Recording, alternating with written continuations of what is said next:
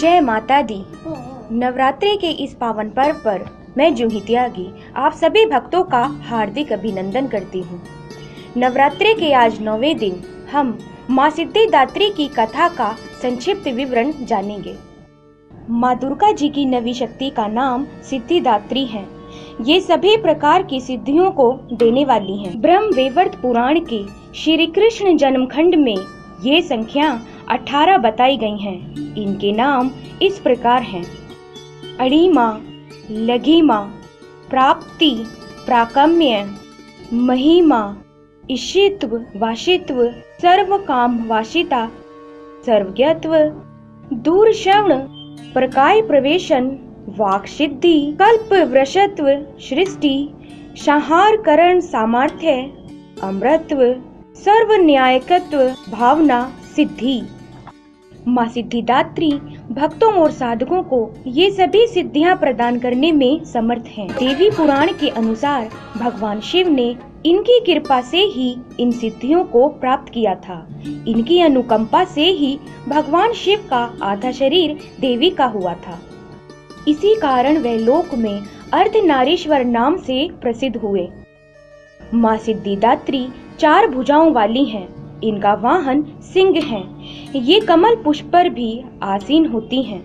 इनकी दाहिनी तरफ के नीचे वाले हाथ में चक्र, ऊपर वाले हाथ में गदा तथा बाईं तरफ के नीचे वाले हाथ में शंख और ऊपर वाले हाथ में कमल पुष्प है। नवरात्र पूजन के 9वें दिन इनकी उपासना की जाती है। इस दिन शास्त्रीय विधि विधान और पूर्ण निष्ठा के साथ साधना करने वाले साधक को सभी सिद्धियों की प्राप्ति हो जाती है। सृष्टि में कुछ भी उसके लिए अगम्य नहीं रह जाता।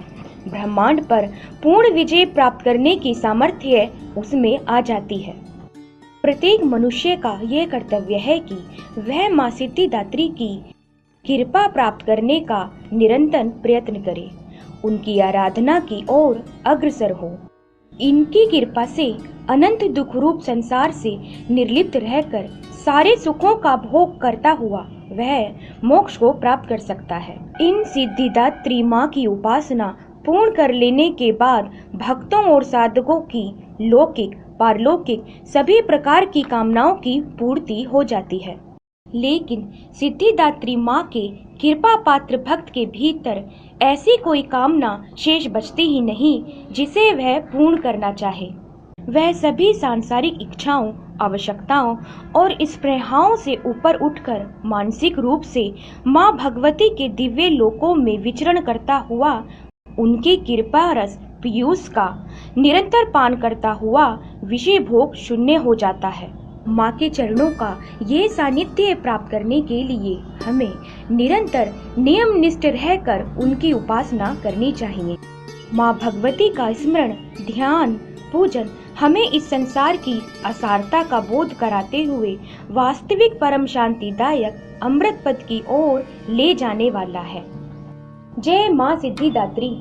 तो भक्तों, इन पावन नवरात्रों के 9 दिनों में आपने सुना नव दुर्गाओं की कथा का संक्षिप्त विवरण। आज नवरात्रि पूजन के अंतिम दिन मैं जूही त्यागी व हमारी पूरी टीम की तरफ से आप सभी प्रिय भक्तजनों को हार्दिक शुभकामनाएं। माता रानी आप सभी की मनोकामनाएं पूर्ण करें। अगले नवरात्रों में हम फिर माँ का गुणगान करेंगे। तब तक के लिए जय माता दी।